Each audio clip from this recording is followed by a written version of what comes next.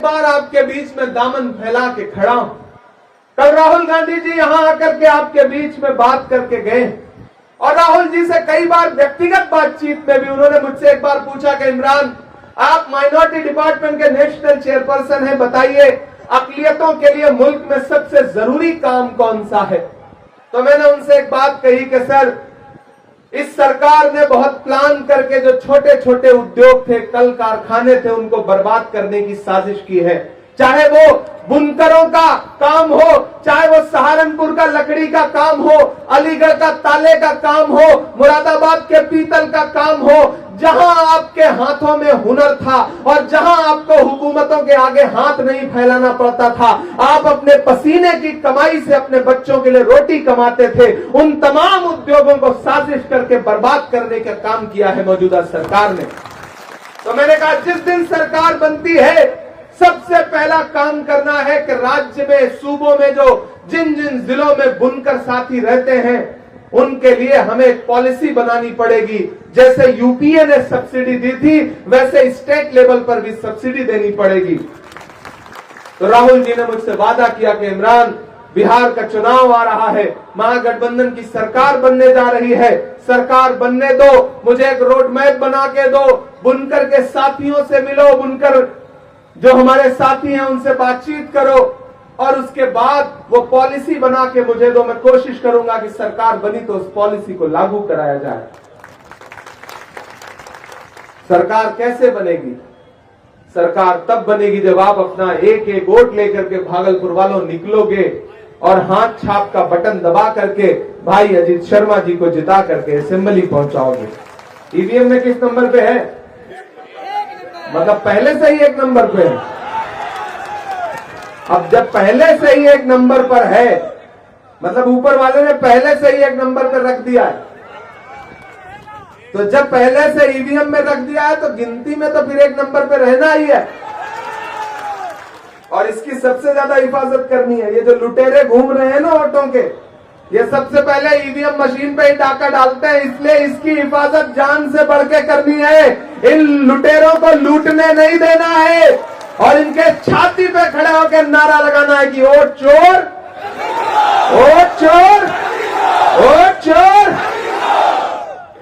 मैं पिछले 16 दिन से पूरे बिहार में चुनाव प्रचार कर रहा हूं, गठबंधन के साथियों के लिए, कांग्रेस के साथियों के लिए, और आपसे ये अपील कर रहा हूं कि छोटी छोटी नाराजगी हो, छोटी छोटी शिकायत हो, कोई शिकवा हो तो सब किनारे रख देना, क्योंकि जब मकसद बड़ा हो तो छोटी छोटी चीजें नजरअंदाज करनी पड़ती हैं।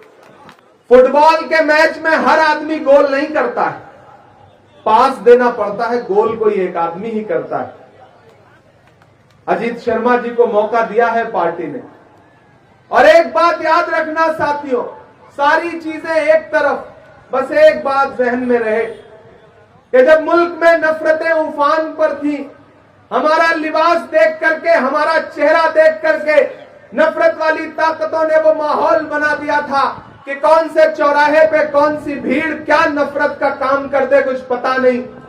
ऐसे में याद करो 7 सितंबर 2022 की वो सुबह, जब कन्याकुमारी में समंदर के साहिल पर खड़ा होकर के एक शख्स कह रहा था कि मैं कन्याकुमारी से कश्मीर तक 4000 किलोमीटर पैदल चलूंगा, बस एक नारा लगाऊंगा, नफरत छोड़ो भारत जोड़ो, नफरत छोड़ो भारत जोड़ो। मुझे नफरत के बाजार में मोहब्बत की दुकान खोलनी है।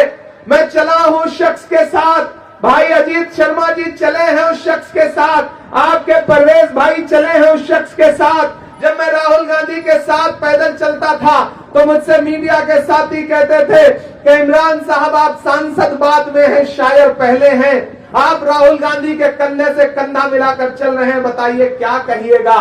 तब मैं कहता था कि जो हर जालिम से टकराएगी वो आंधी बनाऊंगा, जो हर जालिम से टकराएगी वो आंधी बनाऊंगा, नए अंग्रेज आए हैं, नया गांधी बनाऊंगा।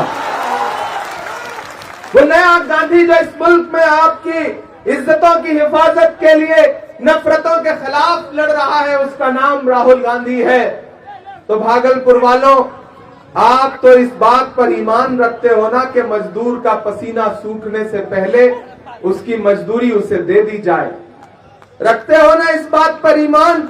मैं रखता हूं, क्योंकि ये हमारे आका का कौल है कि मजदूर का पसीना सूखने से पहले उसकी मजदूरी उसे दे दी जाए।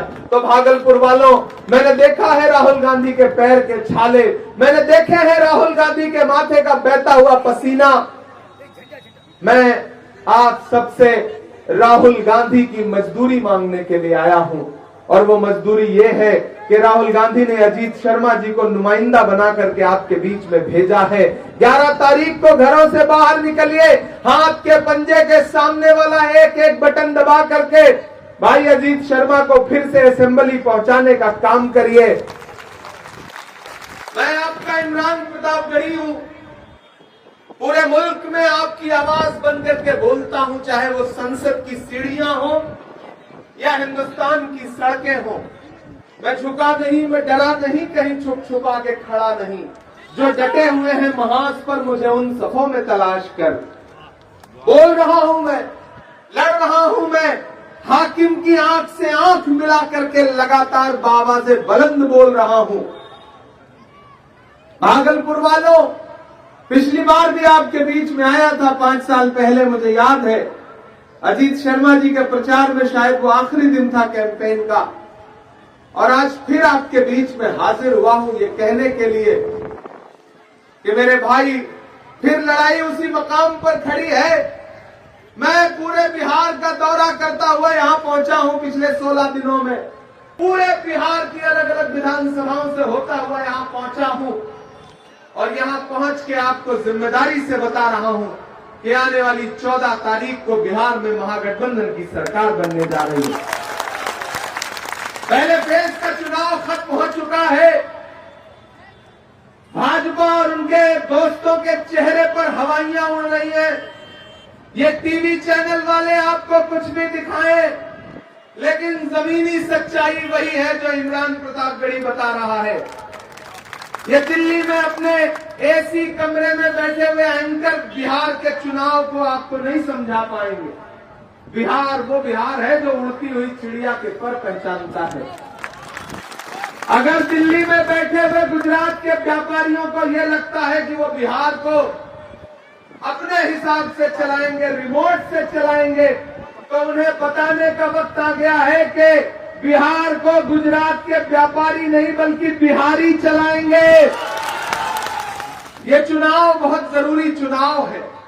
एक तरफ वो ताकतें खड़ी हैं जो कह रही हैं कि हम जैसे चाहेंगे वैसे मुल्क को चलाएंगे, संविधान को मानेंगे नहीं मानेंगे कोई कुछ कर नहीं पाएगा।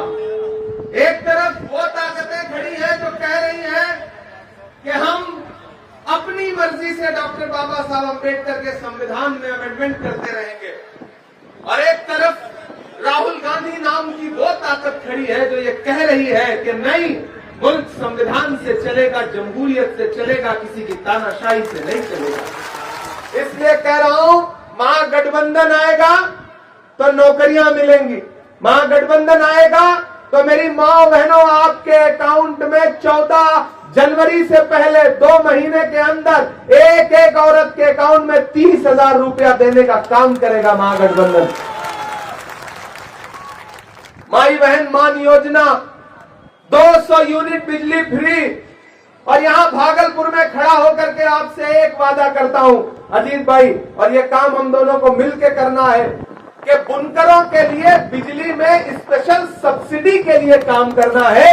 ये कोशिश सरकार से करवानी है, और ये मैं जबान देता हूं कि मैं इस चीज के लिए राहुल गांधी जी से आपके सामने प्रपोजल रखूंगा। भागलपुर के बुनकरों के एक डेलीगेशन को लेकर चलूंगा, राहुल गांधी जी से मिलाऊंगा। सरकार बनी तो बिजली में बुनकरों को अलग से सब्सिडी देने का काम किया जाएगा, ये भरोसा आपको दिलाता हूं साथियों। यहां सभी समाज के साथी खड़े हैं। निषाद समाज, महलदार परिवार को एकजुट होकर वोट देना है। मैं भी आजकल आधा बिहारी हो गया हूं, और आधा नहीं बल्कि पूरा हो गया हूं। मैं आया तो मीडिया के एक साथी ने उस दिन एयरपोर्ट पे कहा, आप बिहार आए हैं इमरान जी, क्या कहेंगे? मैंने कहा मैं गुजरात से थोड़ी बिहार आया हूं, यूपी और बिहार तो एक ही है। मैं अपने घर से अपने घर में आया हूं, ये मेरा घर है। मैं बिहार को और खास तौर पर भागलपुर को अपना घर मानता हूं। मैं तो महज शायर था। आपने किन्हीं लम्हों पे मुसल्लों पे बैठ के मेरे लिए दुआ कर दी कि खुदा ने हाथ पकड़ करके मेरा मुझे पहुंचा दिया देश की पार्लियामेंट में। ये तो आपकी दुआओं का सदका है। और अब तो मैं वहां भी खड़ा होकर चौकीदार से पूछता हूं कि भैया, आपने तो कहा था बहुत हुई महंगाई की मार अब की बार मोदी सरकार, तो ये बताओ कि पेट्रोल 58 रुपए से 106 रुपए कैसे पहुंच गया? ये बताओ कि कफन तक पर जीएसटी कैसे लगा दी? ये बताओ कि कपड़े पर 5% की जीएसटी कैसे लगा दी? ये बताओ कि चिता की सामग्री पर जीएसटी कैसे लगा दी? दूध पर, दही पर, छाछ पर जीएसटी लगा दी। आप तो नारा लगा के आए थे बहुत हुई महंगाई की मार अब की बार मोदी सरकार। आप ही ने तो कहा था कि भाइयों बहनों, देश के खजाने की चाबी मुझे सौंप दो, मैं देश नहीं लुटने दूंगा, कहा था ना। तो आजकल तो मैं उनसे पूछता हूं कि कहां सोया है चौकीदार, कहां सोया है चौकीदार। थोड़ा बेस बढ़ाओ ताकि चौकीदार के कान तक आवाज जाए कि कहां सोया है चौकीदार, कहां सोया है चौकीदार। कि गैस सिलेंडर की कीमत भी 1000 के पार, कहां सोया है चौकीदार, कहां सोया है चौकीदार। और महागठबंधन का क्या ऐलान है? 500 का गैस सिलेंडर, बिल्कुल आधा कर देंगे। कि चाय बेचने वाला पूरा भारत बेच रहा है। इसी भागलपुर में 1026 एकड़ जमीन, 1, 2, 4, 10 एकड़ नहीं, 1026 एकड़ जमीन मोदी जी ने अपने दोस्त अडानी को दिलवा दी। कितने में? 1 रुपया में। अरे 1 रुपए में तो न चाय आती है न जहर आता है, लेकिन 1 रुपए में 1026 एकड़ जमीन किसको दिलवा दी? दोस्त को।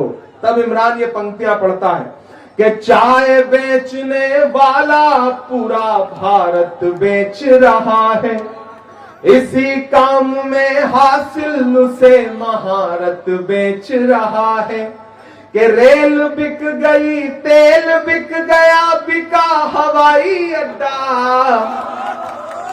सही बोल रहा हूं कि नहीं बोल रहा हूं? सही बोल रहा हूं कि नहीं बोल रहा हूं? कि रेल बिक गई, तेल बिक गया, बिका हवाई अड्डा। सब कुछ बिकता देख के खुश हैं अपने जेपी नड्डा। कि जनता महंगाई की मारी करती हाहाकार, कहां सोया है चौकीदार, कहां सोया है चौकीदार। और अगली लाइन पे यहां से वहां तक तालियां बजेंगी, मुझे पता है कि अब बिहार में बन जाएगी तेजस्वी सरकार।